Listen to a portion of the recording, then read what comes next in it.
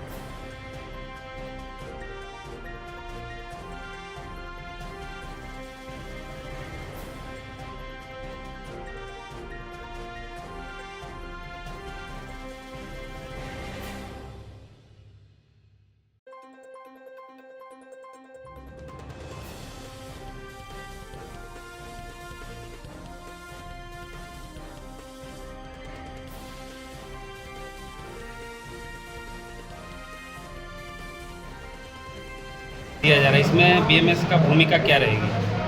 किसी भी तरह का कोई लाइन नहीं कटेगा।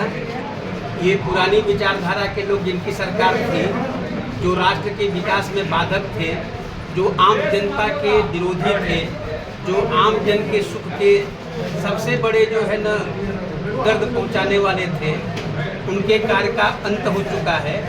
ऐसा कुछ भी होगा तो भारतीय मजदूर संघ इस पर गंभीरता से विचार करेगा कि कहाँ ऐसी बात क्या आ रही है, उसके पीछे सोच क्या है, सही है या गलत है, ये तो देखना होगा। उसके अनुसार हम लोग कार्रवाई करेंगे।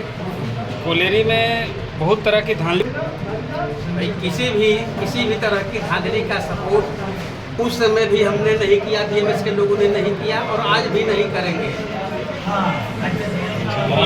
वेलकम कब होगा ये?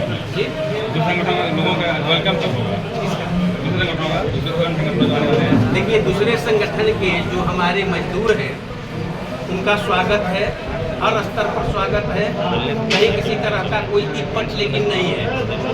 लेकिन ऐसे लोग जिन्होंने मजदूरों के साथ घोर अत्याचार किया है, हमारी इंडस्ट्री के साथ अन्याय किया है, हमारे समाज के কিছু নেই। আমাদের এখানে কার্যালয় ছিল ভারতীয় মজদুর সংঘের পুরো সিএল পরিবারে 86 ইউনিট আছে, সব ইউনিটে আমাদের কার্যালয় আছে।